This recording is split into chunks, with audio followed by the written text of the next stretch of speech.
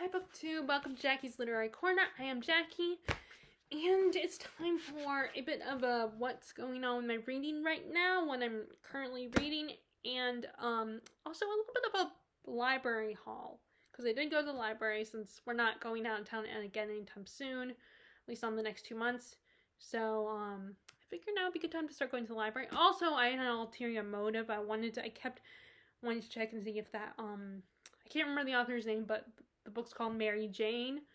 Olive from Bookaholic did a review of it, a really great review. She absolutely loved the book, and I remember seeing it there during one of my visits, and I haven't seen it since. I keep looking for it. But it's not. I end up getting a couple other books from the library that I was, definitely received a gasp of excitement from me. And I ended up breaking my rule and going with 3 books, getting 3 books instead of just 2. And then I also finished one of the books from last time, because I was only able to return 1 book and I had to renew another book. So, now you guys know I'm doing the bi-monthly wrap-up, so I'm not going to talk a lot about what happened how my reading went in July, although July is technically not over yet because this is the last day of July as I'm filming this. But all I'm going to say is Jane Austen July went really well, but the fact that I even participate is makes it, just is something, because I had been meaning to participate. I kept saying I would, but then I would get distracted by other books that weren't Jane Austen related, so I finally participated this year. It went really well. Read a lot of great books. I didn't read a lot for Jane Austen July, but I did read quite a few. But that's because one of them, the second one that I read, was really long. And, surprisingly, I got emotional with one of them, and it wasn't even a fiction. It was one of the nonfiction Jane Austen book. But anyway, so I will elaborate more on that when I get at the end of August. So anyway, I still continue to try to stick to the water, fire, heat theme for the summer, but I didn't read, my Jane Austen related books didn't really go with the summer themes I had in mind. But I did read a few books, a couple that had references to water.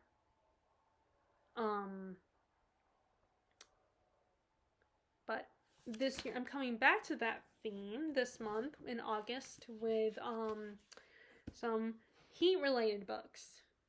And I might try to get to this one book I got from the Roast Office that is a bind-up of 3 books. It's one whole trilogy. It's a trilogy in one big book. And I believe, if I remember correctly, it's about a brother and a sister, and they're traveling by a merchant ship or something. They're on the run or trying to, get revenge for their family kind of plot. So I might try to get to that one. But then there's some other books that kind of have to do with the orange. Like, they're not necessarily fire related, but they are orange. So I was kind of thinking, I'll read those to, maybe at the end of the month. At least I'll start those at the end of the month. And I'm reading more nonfiction. I'm trying to get more into reading more nonfiction. Because I want to be motivated to participate in Nonfiction November. So I figured if I start reading, get more comfortable with nonfiction throughout the year, then maybe by November, I'll be more motivated to read nonfiction. Now, I'm not reading like a bunch in a row. Well, actually I kind of am, because I am listening I'm reading a nonfiction right now that goes with the water theme, and then I'm also listening to a nonfiction audiobook that I bought this time on the iBook reader that I have. But that actually has nothing to do with water or anything. But it has nothing to do with the theme of the month, the theme of the summer. It's more just, it's a nonfiction. So And that one's gonna take me a long time. The good news, I actually bought it, so it's that. I mean, that's why I bought it, because it's super long. So, and sometimes I think some nonfiction, it might work better in audiobook for me. But I definitely increased my intake of nonfiction this month. But I will tell you what that one is in a minute. Let me just show you what the physical books I'm currently reading. So first, I'm reading Stephen King's Firestarter. This was a book he originally published in the 80s, and it was a recent adaptation came out starring Zac Efron. And I don't know who plays the girl, who plays the daughter. But in this one, you have so Andy McGee and Vicky Tomlinson when they were in college, they participated in an experiment where they were injected this solution called Lot 6, and there were two groups. There was the group of people. And one group would get the injection that has this chemical compound called Lot 6, and then the other group might not, and then the other group wouldn't get it, but they don't know which group is going to get this chemical compound, and it turns out that Vicky and Andy's group got the chemical compound, the Lot 6, inside of them, and it gave them these psychic powers. Now, I do not know what Vicky's power is, but Andy can do, his power involves where he can push people to see what he wants them to see, push them to change their minds, push them to, he can get inside their head, push them to do what he wants them to do, push them to, have certain feelings and stuff like that. And him and Vicky fell in love and got married, and they had their daughter Charlene. And she is a fire starter. She became a fire starter, so she's a pyrokinetic. In fact, there was an incident where she accidentally set her teddy bear on fire, and there's another incident where she accidentally set her hair on fire, and then when her mom told her no to something she wanted to do, she had a temper tantrum and accidentally burned her mom's hands. And so the doctor, who, Wanless, or his nickname, the Mad Doctor, is currently looking for Andy and Charlie. And he had killed Vicky. So he sent agents to go find her, and they are this government group that are trying to, Wanless is starting to regret his experience and realize he's gonna put nip this in the bud and get rid of the threat, because these people have these powers. And these other people in this group want to use them as weapons because of their powers. And unfortunately, a lot of people that were part of this experiment either, went crazy or committed suicide. So, and Andy is so far him and Vicky and another guy were the only people left. And then, like I said, they killed Vicky. And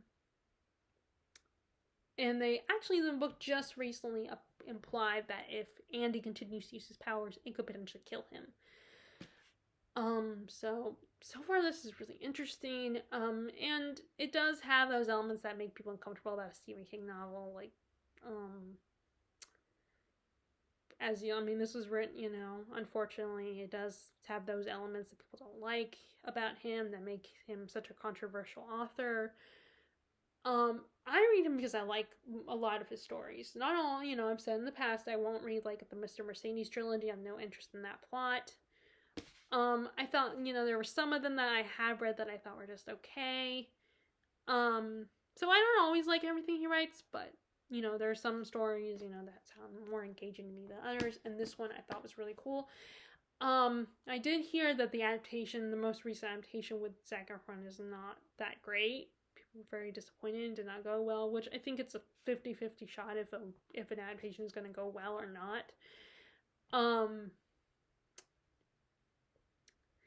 And also casting Zac Efron, I did not expect him to play the way he's described in the book, the dad. That's not, I didn't picture Zac Efron. Zac Efron does not match that description. But then, but then at the same time, I'm that person who will say, well, if they acted well and did a good job and they understand the character, then let them play the character. But I know sometimes people, including myself a little bit, can be a little particular about the physical appearance of a character.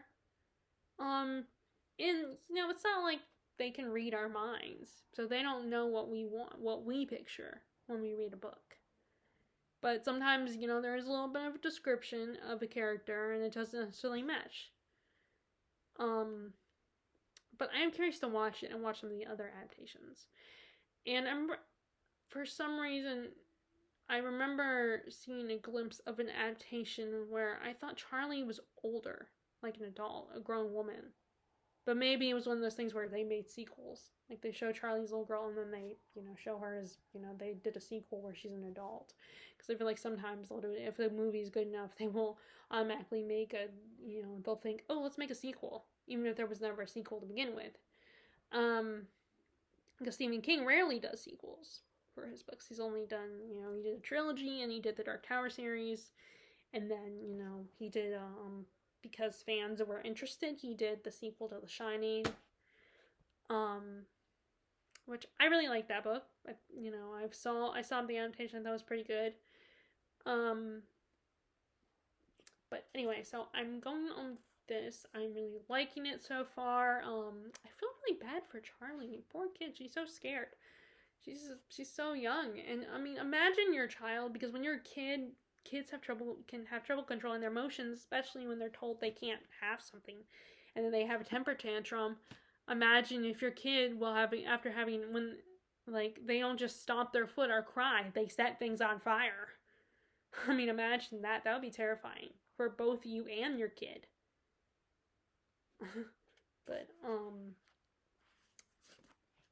anyway, so I'm currently reading that, and then I finally decided to, although it hasn't been that long. I mean, I just got it earlier this month. I bought it. And I figured, I've heard enough about people reading it. I'm going to go, and I just bought it, so let me go ahead and finally read it. Because, you see, it just drives me crazy whenever people, there's a book I'm thinking about I just bought a new book, or, that, I am interested in reading, but I'm like, I don't want to read it in the moment, but then I hear about people constantly talking about it, especially in the fantasy section of BookTube. There's these, books that people keep talking about, and then it drives me crazy because I'll hear people bring it up, and I'm like, okay, I know you're not actually talking to me, but I feel like it's still kind of a read it, you need to read it, don't forget to read it, that's been happening with, I keep putting down The Way of Kings, and it's not because, again, I've said this before, it's not because I don't want to read it, it's because it's a long book. And then people will talk about it, and talk about having read these sequels, or I get notifications on some place like Byzance, which I barely, I don't know why I downloaded that app, because I've never even been on it. I went on it a couple times. I think because the way Elliot Brooks describes it, it got me really excited. So I downloaded it, and, but, they'll talk about it, and it's like, oh, I know I need to read it. Stop reminding me. Even if they're not actually telling me, I feel like, okay, I can't hear about this, then I'm going to feel guilty and feel the need to pick it up. Not that there's anything wrong with that, it's just I have so many books that I'm in the middle of. But anyway, the book I'm referring to currently is The Stardust Theme. And I had decided to, I did decide I was going to read it. I may as well go ahead and read it. But then last night, I watched a vlog of, what is her name? I can't think of her name. Peru's Projects. I cannot remember. I can't think of her name at the moment. I cannot believe I can't think of her name. But anyway, she did a vlog, I watched one of her videos and I saw that she mentioned this book. And I don't know if she was mentioning the book that she is going to read or just read it. But, it's going to randomly, her name's going to pop in my head before this video is ended. I guarantee you it's going to randomly pop into it. But, I feel like it's at the tip of my tongue, her name. But But I was like, okay, I need to mute this or just go do something or cover my ears so I don't hear her talk about it because then I'll feel guilty. But, you know, of course, I don't know, you know, at the same time, too, I don't really need to because I was planning on picking it up in August anyway, so, because it would kind of go with the theme. But The Stardust Theme by Chelsea Abdullah, I don't know if I'm saying that right, but, it's kind of a 1001 Night retelling, and it does reference the story about the guy the Sultan who would kill his wives, and then the one woman who, because the one wife he has tricks him and is like, I will tell you a story. And she plans to tell him a story every night, and that's how she avoids her death.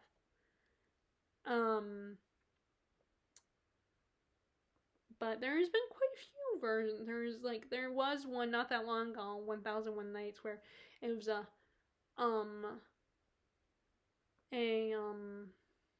sapphic romance instead of like this, you know, like these two women in love. But so we are introduced to I've only read the first 4 chapters. We are introduced to the main characters. We have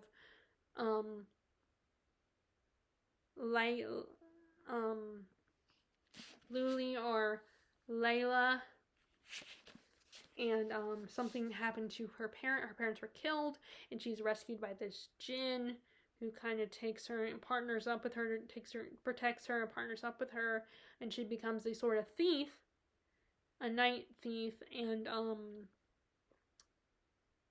she recently completed a job at the beginning of the book where she retrieved this thing so this guy's sight could be restored. And although it turns out that it's the blood of a djinn that can fix and use, you know, make it so this object can restore your sight. And so she was forced to actually use her, you know, her djinn bodyguard, his blood.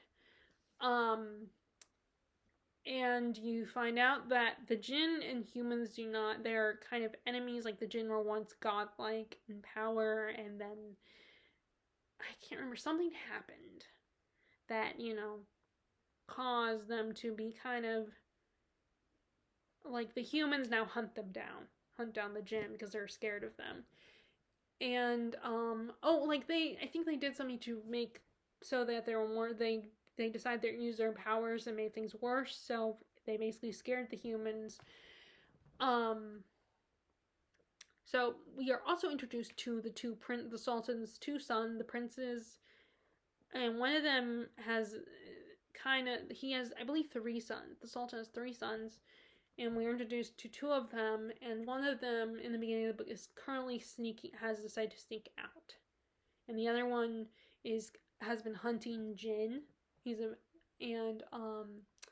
one who's sneaking out has recently, he's been enthralled by a female djinn, and Layla or Luli has decided to go help him with her, has decided to help him, save him from this female djinn.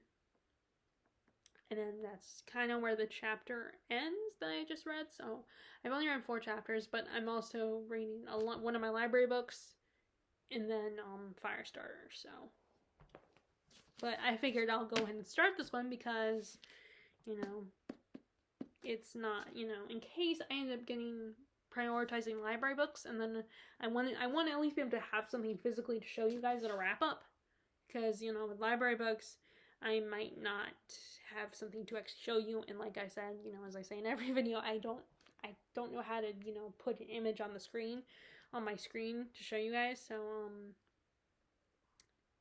anyway, so I'm currently reading that as well. Where did I put Firestarter? Down there.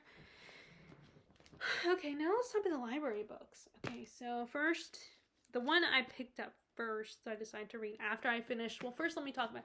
So I finished Sanctius, and this was fun. You know, if you like Dan Brown's books, I know that there are issues with him, there are things about him, people, he's a bit sexist. There's a bit of sexism in books and stuff like that. And there's some inaccuracies, and people don't like how he, the Vatican doesn't like how they were portrayed in his books, I don't think. I think that's one of the things I heard, one of the controversies. But this does, like I said, this is kind of in vein of his types of stories, the stories he writes. You have this, the book starts with this monk, Samuel, who he is part of this, he lives in the city of Rouen, which is a made-up city in Turkey, and he's part of this order called the Sanctius, and they protect the Holy Sacrament. And he is finally initiated to be a member of the Sancti, and he finds out what the Holy Sacrament is, and he is completely devastated by it. He is disgusted by it. He's like, the last thing he says, where is God in all this? And he decides he's traumatized, this shakes his faith, and he decides to climb up a mountain and show this form, the Tau, I think is what it's called. It's obviously, it looks sort of like a cross, but it's considered in this book, in this fictional story, this is considered the true cross. And after he does that, he makes sure he commits suicide and falls off the mountain. And this gets on the news, and all these tourists find out, and everyone has such strong reactions. The religious order's freaking out because it could ruin them and destroy their, it could, the Holy Sacrament could be revealed to the world and could ruin them. It would not be good in their eyes. And because they must keep this holy secret, it is their burden to keep it. And so the head of their order, or the second in command, I should say, because the actual head of the order is an old man who's dying.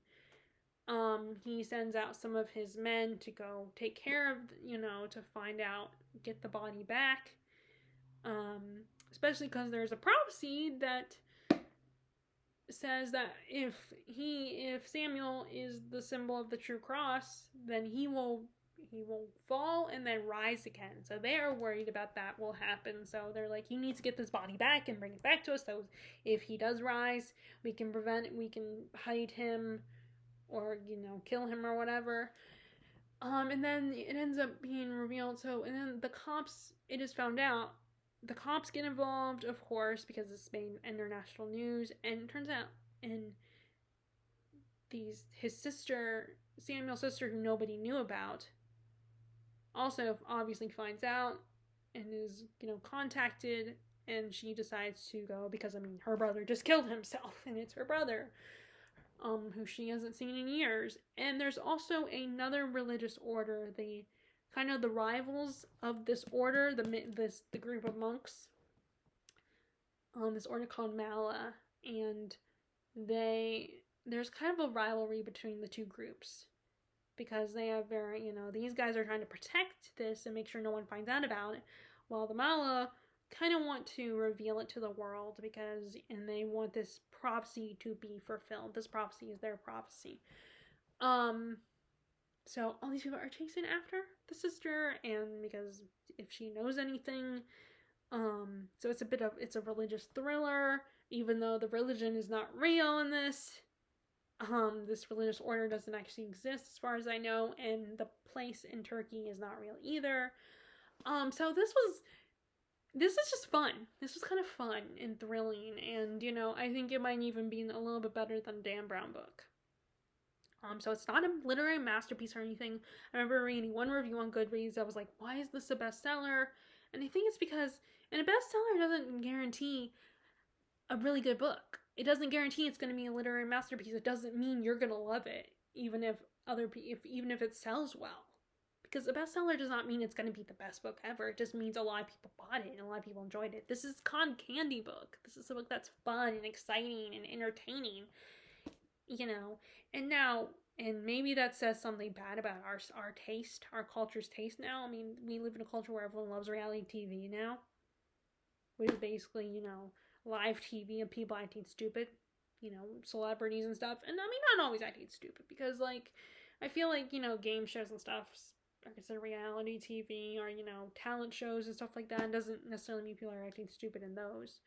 Or, like, HGTV, technically that could be considered reality TV. But I like that personally. But a lot of, you know, that quote-unquote trash TV, like the stuff on entertainment, like, you know, stuff like Kardashians or The Real World and all that kind of stuff. So people like that nowadays. So, I mean, maybe that says something about us, about what our interests are, and what's entertaining to us. I don't... But, you know, I don't judge, because, you know, my mom likes stuff like the Kardashians. She used to like that kind of stuff. Sometimes it's just fun. Sometimes you just want to read something that's fun. And that's why it was best, because people were entertained. A lot of people bought it and were entertained by it. And just because a lot of people bought it, sometimes people buy things even if it's not. So I feel like being like, I don't agree with that review that said the first thing that they asked was, why is this a bestseller? Because they personally didn't like it, which is fine if you don't like it, you know. But I just, you know, consider the fact that, of course, that was probably I think that was a really old review, but consider that bestseller doesn't mean it's the best book, or doesn't mean that it's a quality. It doesn't mean it's a quality book, or it doesn't mean like it's a literary masterpiece. It just means that a lot of people bought it, a lot of people were entertained by it, and it was fun. It was very fast paced. The chapters are short, so, you know, it paced really fast. A lot of stuff was happening. I was eager to find out what was going to happen next. I was eager to find out what the Holy Sacrament was. I definitely, you know, wanted to know what was the deal with the brother and sister, why they hadn't seen each other in years, what happened between the two of them. The characters were, you know, okay, nothing special. I liked them, you know. Some characters I liked were I hated, but not because they were bad characters. It was just, I didn't like them as people. But, like the religious group, some of the members, like the guy running the show, you know, he was that typical religious zealot. It was like, I'm right, and basically that guy who reasoned with himself, that rationalized with himself that I'm doing God's work. Murdering people is God's work. It's okay to murder people because I'm doing God's work. That kind of person. And those people fascinate me, but I also hate them at the same time, because, you know, because I don't understand them. I don't, you know, I think they're crazy. But I was basically I was entertained by this, you know. And I had a good time, you know, so it's not most literary masterpiece, and I probably am going to continue with the trilogy. I mean, if I see the other books, because I meant to look see if the rest of his books were there. I kept meaning to, but I got, you know, distracted when I was at the library. But, I didn't mean to look for it. So if I do see the rest of the books in this trilogy, the other two books, then maybe I'll get them and continue. But I'm not, you know, eager to continue, you know. I liked it. I was entertained by it, but, you know, I don't need to continue. So the library book I decided to pick up next after Sanctius was Titanic. Titanic Survivor. This is, so I rarely go over the non-section. I've only been over there like once, the non-fiction section of my library, but I didn't even look at the non-fiction. I was looking at the audiobooks, because I do have a CD player, but it's old, so I don't know if it even works. And I have Libby anyway. That first time I was looking at the audiobooks that day, the library at the time told me about Libby, which I had heard about before. So that I use that for audiobooks, and I've been listening to some audiobooks a lot lately. And I also have an iBook reader on my phone, so I just have to buy the books. But so I have 2 audiobook readers on my phone. But I decided to go ahead and look at the nonfiction section, because I'm slowly trying to get more into nonfiction. I figure if I read more nonfiction, my rationalization is that if I read more nonfiction, I will be, throughout the months before Nonfiction November, then I will be motivated then. But I'm not gonna like overdo it, of course, because then I don't want to, tire myself out of reading nonfiction. So, which that means some of the books I have here I might not read, because like I have Origin of the Species, Everybody Was So Young, The Histories, and The Letters of John and Abigail Adams. They're all nonfiction, but like 2 of them are, like 3 of them are orange. So I was thinking, go on with theme of heat, of fire and heat. And then one of them, I might just save The Letters of John and Abigail Adams. I might save just for September. And that one is just reading like their letters to each other, so it's not like it's long, but it's not, it's not dense like Origin of the Species or The Histories. But so this is a memoir of Violet Jessup. So when this came out, there had not been any memoirs from the stewardesses that worked on the ship on Titanic. And she had survived both Titanic and the Britannica. She was on both those ships and she survived. Spoiler alert. So, and this is her story. And, so far we have gotten kind of, like, she was in Argentina at the time. And I don't know if she's half Irish, because her mom, and half Argentinian, but her mom is Irish. And she, but her mom was working on ships at the time. I mean, her mom was, and she had taken her mom's place, because I can't remember why she said her mom couldn't work anymore, but she decided to take her mom's place because they needed the money. Of course, everyone told her it wasn't a good idea. But she knew that they needed the money, so she decides to take the job. And like, she was a governess at first, and even her boss, the mom of the kids she was watching, was like, trying to talk her out of it. Of course, she believed that maybe the mom's motivation wasn't necessarily that worrying about Violet's well-being, but more just she didn't want to lose Violet as an employee. But yeah, her experience so far on some of the ships she had been on were, like, what I read so far is very, like, because she's considered a beautiful woman, a lot of men hit on her and harassed her.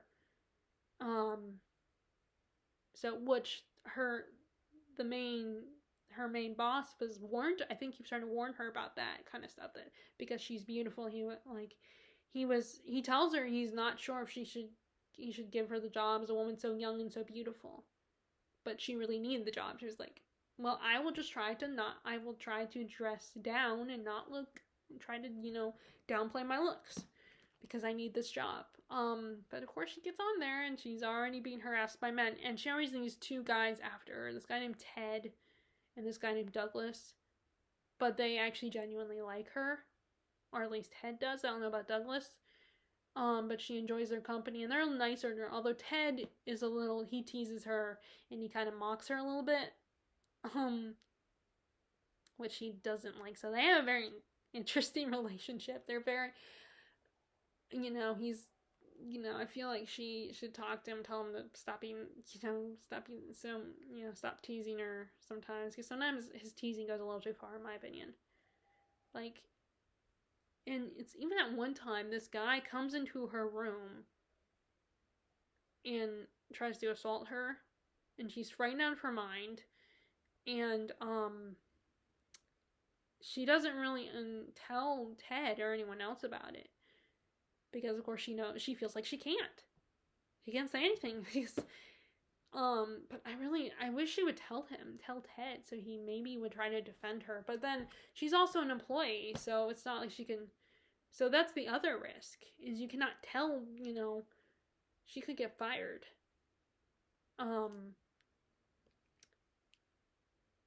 So, I mean, I feel so bad. It must have been hard as a woman. where a female and that's not part of the upper class or is one of the employees working on Titanic. But I was actually thinking of, because in fact, the movie Titanic was recently on TV I saw, but I didn't watch it because I already have, and I try not to watch movies that I have on DVD. But, yeah, it got me thinking about it and thinking about that movie and some of the, the female characters, like the stewardesses on the Titanic in that movie, and like I pictured some of them, and, but I can't wait to, like, I'm anxious to get to the part when she's finally on Titanic. Although the chapters are really short. So I wonder if the chapters on Titanic, when she's on Titanic, are going to be a little longer. Or is it going to be like a summing up of her experience? Because, like, the chapters have been really short, and basically so far she's been just summing up her life. She doesn't spend a lot of time on some of her life experience. Like, she was living in a convent she was living in a convent for a little while, so her chapters are very, like, only a few pages long. So, and there are parts on this where, like, we have the chapter where it's told like a story, and then the bottom, I don't know if they're supposed to be footnotes or not, because some of them are so long that they go into the next page, but they're at the top, and footnotes are supposed to be at the bottom. That's why they're called footnotes. So I don't know if they're meant to be footnotes, but they're little bits of blurbs of information that weren't in the narrative, because it's told like a narrative. It's told like a story, which I like that. That's why I think I like memoirs, because some of these memoirs are told like a story and like a work of fiction, which makes it easier to read and to get into, because you're just reading another story. You're not just told a bunch of facts. So that's why I'm wary about things like the origins of the species and the histories, because you're basically being told facts. Although the origins of the species, I think, is going to be like reading someone's diary. And there's a few other non-fictions that I obtained that I'm concerned about. I'm worried that, I'm hoping that I'll get into them, because they're like reading like regular non-fiction where they're, just giving facts. While with memoirs, it's basically like reading someone's story. It's like reading a story. But so far this is very interesting. I'm excited to read more about Titanic. The only other, besides the Titanic movie, the only other story relating to Titanic that I ever read was it was a Dear America book. It was a young adult with a teenager on Titanic, but I don't remember that book that well. I'm assuming the character survives in that, which I think I've seen that one at the library. In the YA, the little room where all the YA books have been moved, I think I saw that book, so I'm gonna have to get that book. Although now I feel a little self-conscious about that, because there was one day when I went to the library, and I still like to read middle grade, and I was looking at the middle grade section, because when you first walk in, you have on one side is the nonfiction and the audiobooks, and then on the other side is the middle grade section. But the YA section used to be there too, although there are still some books I consider YA that are over there. And I was looking at that, and then I went to the middle section where everything else is, all the adult books, and then there's the section, and then behind that is the archives, and then there's a separate room off to the side where they moved a lot of the YA books, and I ended up going there. But the librarian, when I came out and sat down, in that, because the middle grade section has tables over there, while the nonfiction section only has like chairs. So I decided to go over sit at the tables. That's where I usually sit, and I'll read for a few minutes before I leave the library. And the librarian was like, told me, that's the middle grade section. The YA section is over there in that room. Like, do you know where that is? And I knew where it was because I've been there a million times. But it just felt so weird, because it's like, okay, okay, yeah, I know that. You don't need to tell me. Felt a little condescending there. Not that she meant it that way, but, you know, I told her, well, yeah, but I still like to read middle grade on occasion, trying to pass off as like a, you know, whatever. But still, it was just really funny, and, you know, and of course, she probably thinks I'm like 16 or 18. But now she's seen mostly check out adult books. So, I have been self-conscious. But I'm also at the same time, it's not just about, you know, self-consciousness or insecurities. It's also like, I've just kind of lost interest in YA. YA doesn't excite me anymore. YA stories don't excite me anymore. You know, because I am 33 now, so I'm an adult. And also, I think sometimes I hear so much about the negative aspects about YA that it's like, I feel like it, you know, what people's complaints kind of can influence me. But I think also I've just grown out of it. But I have thought about, you know, getting that one Dear America book that they have. And it's about Titanic. So, of course, they have it. But anyway, so there is. So I'm enjoying that. So this goes with the theme. So the other two library books that don't really go with my summer theme. First is The Family Chow. By Lan Samantha Chang, or is it Lan or Lon? I don't know if I'm saying that right, but this one, it's been basically said as a retelling of East of Eden, I think. But let me read this. I'm gonna read what's in the back flap because I don't remember. The residents of Haven, Wisconsin have dined on the fine Chow restaurant's delicious Americanized Chinese food for 35 years, content to ignore any unsavory whispers about the family owners. Whether or not Big Leo Chow is honest or his wife Winnie is happy, their food tastes good, and their 3 sons earn scholarships to respectable colleges. But when the brothers reunite in Haven, the Chow family secrets and simmering resentments erupt at last. Before long, brash, charismatic, and tyrannical patriarch Leo is found dead, presumed murdered. And his son... Oh, no, it's not East of Eden. It's Brothers Karamazov. That's when it's supposed to be a retelling of that. That's right. And I don't know how I got those two mixed up, because they're nothing alike. But yeah, it's Brothers Karamazov. It's supposed to be a retelling of. His sons find they've drawn the exacting gains of the entire town. The ensuing trial brings to light potential motives for all 3 brothers. Dago, the restaurant's reckless head chef. Ming, financially successful but personally tortured. And the youngest, gentle but lost college student, James. As the spotlight on the brothers tightens, the family dog meets an unexpected fate. Dagu, Ming, and James must reckon with the legacy of their father's outsized appetites and their own future survival. So, it's a retelling. So yeah, it's a retelling of Brothers Karamazov. I forgot. Which I have not finished that one, but I don't think I need to finish that one to appreciate this book. So, I wish I could pick that one up and just start reading these together, but first of all, this one's not that long, and that one's kind of long, and Brothers Karamazov is a long book, so,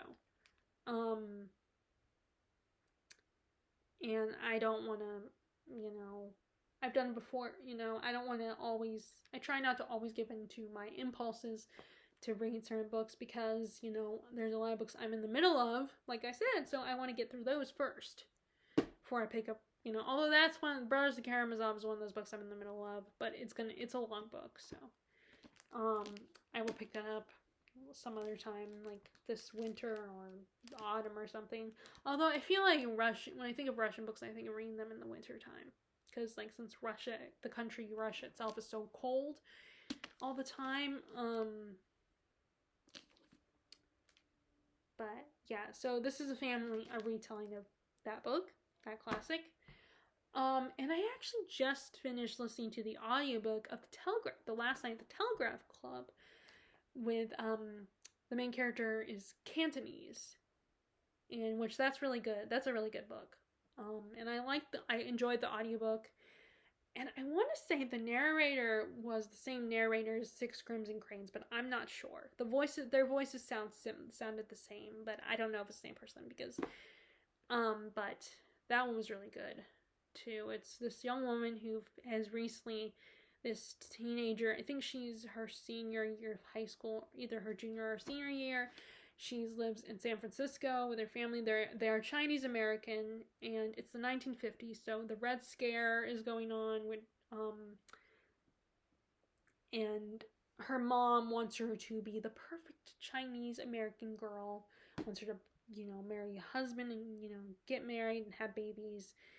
And that's kind of part of the Chinese culture, I believe, where, they're big on, like, family is very important to them, and, and preserving the family unit is important to their culture. So our main character, Lily Hugh, realizes that she is actually gay. And she is attracted to this one girl, Kathy, she tells her to call her. And Kathy introduced her to the Telegraph Club, which is a place for those who are gay to hang out, particularly women. And so Lily has to keep the secret from her family, from her best friend Shirley, who is disgusted at the idea of people that are gay. She's disturbed by it. She knows that Kath's previous girlfriend was gay herself, and she's like, that's so disgusting. And so, like, unfortunately, Lily has to keep it secret from her friend. And what's even more annoying is that not only is her friend disgusted by it, but her friend is those annoying friends who just are so self-centered. I mean, they mean well and they will do things for you. They'll be a good friend, but then they expect, they're all about me. But most of the time they're all about me. So yeah, but like, I was more sympathetic to the mom. I still was kind of pissed at the mom. But it comes from a place of she loves her daughter very much, and she's Chinese American, she's afraid, and their culture and the way she is taught. So I kind of understood the mom a little bit better. Although there wasn't Shirley, the friend, I did feel bad for her because of like the expectations put on her. But yeah, it's a really good book. I definitely would recommend it. Like I said, I liked the audiobook. The audiobook was great. But anyway, so back to this. So I'm gonna read this, but like I said, I'm starting with the Titanic one first. And then the last library book I got was Lauren Groff's The Matrix, and this was from a Book Olive inspired borrow. I can't say purchase because I got it from the library, so I borrowed it. And now I have not read her other book. I think it's Fates and Furies. I have not read. I keep meaning to pick it up, but it's another long one, and this one is not that long. So, when it comes to library books that are long, you guys know I don't like getting super long library books because I know they'll take me a while, and I'll have to keep renewing it, and I don't want to have to do that. I want to only renew it like once, and then that's it. So, although Sanctus is kind of long, but the chapters are short, so it's 147 chapters, but they're short, so I got through it quickly. But it dominated most of those 2 weeks. And I ended up DNFing Swan Thieves, which was the other book, because I just wasn't feeling it. At the time, I wasn't interested. Now, that could have also been because I was a little distracted, because my sister was in town with her, her 3 little ones, and they kept me pretty busy, so I didn't get a lot of reading done when they were here. But there were times when I was able to, either to sneak away on the back deck or something and get some reading done, or and of course I read when I went to bed. And this, unfortunately, was a shorter visit, so they left yesterday. They had to go back yesterday because they, which I understand because my sister wanted them all to have a day to recoup because it's a 5-hour drive. So they left yesterday, and having Sunday gives them a chance to, recoup. And my mom says the same thing. And I kind of agree. And I agree too. I like having a day. Like, I don't like going to work the next day after I get home, from one of our trips. Even if going to my grandma's, who's 3 hours away, I don't like having to go to, the next day, and especially because my sister left in the late afternoon anyway, so they were driving at night, so it probably makes it even harder. But, yep, oh, Fates and Furies is on here, so yeah, it's Fates and Furies, and I have not read that one. But, I mean, if I decide to get just one book at the library, then maybe, if I can finish all of these three books, then maybe I'll get Fates and Furies. But, yeah, so from what I know, this is a woman, she's a nun, I believe. Like, I remember thinking this kind of reminded me of this one book that I read that was a mystery series that takes place in an abbey, and this woman plays amateur detective, like there was a murder or something, but I cannot think of what that book is called. But this made me think of that book. But anyway, let me just read the full description. So it's a short description. Well, let me read this quote. She rides at the forest alone, 17 years old, in the cold March drizzle. Marie, who comes from France. Okay, that quote didn't not make any sense, so maybe I shouldn't have read that. It'll probably make more sense when I read it. But equally alive to the sacred and profane, Lauren Croft's Matrix is a defiant, timely exploration of raw power, female creativity, in a corrupted world.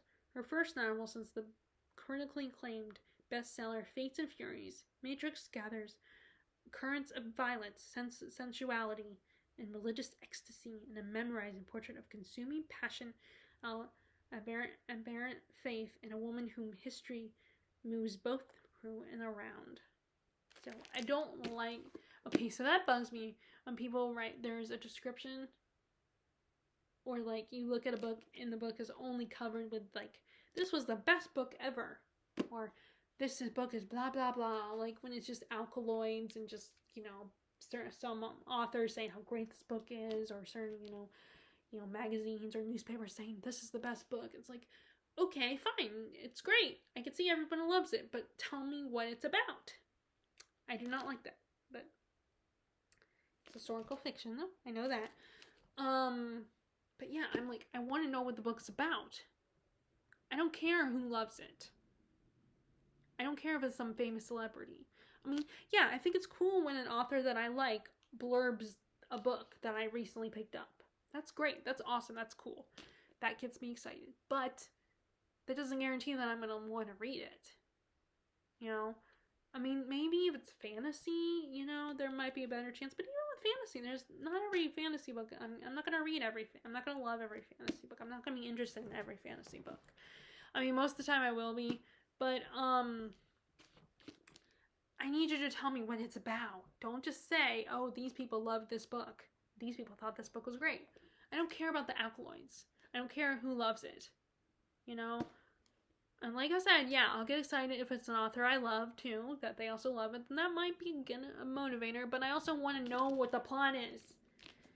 So that kind of bugs me. So I'm going to have to watch the review. I might have to watch the review, from Book Olive's review on this book. So, so far, I don't know if I'm assuming other people have read this and did a review about this book, but, I'm going to recommend checking, if you are interested in this book, want to know what it's about, check out Olive from Book Olive's her review, because she talks about this, she loves this book, did a great review on it. It's what motivated me to put it on my radar and consider it. So, and I think I'm gonna watch her review just to tell me what this book is actually about, instead of just reading something that says, this critically acclaimed author Lauren Croft, she wrote this book and now she's writing this book. It's great. Read it because she wrote it. The same author wrote this other book that's critically acclaimed. That's what it feels like. But anyway, yeah, so that's how it's going right now with me and my reading. I don't know what else I'll read. But I have a bunch of other books here. And also have some books that I'm like thinking I should read these books because they have been sitting here for a while. and I want to decide if I want to keep them or not. Because I'm going to keep buying books. So I'm going to, that's how I make sure I don't run out of room. Which actually, funnily enough, I was watching Steve Donahue. He was doing kind of a response to a video that talked about like the signs for if you have too many books or how much is too much with reading. And one of the signs was if you have no room on your shelves, if you're hoarding books, then maybe you do have too many books. That's what, not read too much, but you have too many books. That's one of the signs, is if you cannot, like, you have no room, and you're like, there's no organization, it's just everything, there's so many books stuffed in that space, and in fact, some of them are even hiding, you just cannot, there's books that you can't even see, and so far, I'm not at that point. I mean, my parents would not let me get to that point. It's the thing about living at home, my parents will still kind of have a little, they still kind of,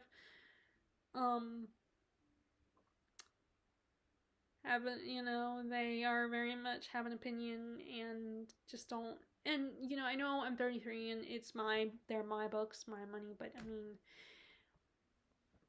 like, there's books that I don't want to keep anyway, and I still feel guilty, if I don't, if I buy some books and then, like, haven't decided to donate anything, because it's just hard to make a decision. And sometimes, and I have a lot more books that are unread than read. So, yeah. So, but anyway, but mostly everything's good. So, and I'm not, like, I don't have too much, but,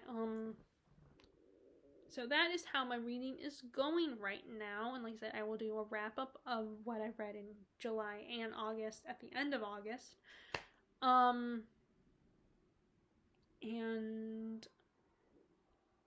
I will talk to you guys later. If you guys like this video, be sure to give it a thumbs up. Click subscribe if you haven't already. Click the bell notification below if you want to be notified when I post new videos. And, I hope if you're on the Northern Hemisphere, you're enjoying your summer. And Summer Hemisphere, I guess it's winter time for you? I don't know. But, and I hope you are staying safe, because unfortunately COVID is still out there. So hopefully you're staying safe and sanitizing, and, and not, and I hope you are enjoying your reading, and I will talk to y'all later. Alright, bye! Oh, sorry, I forgot to stop it.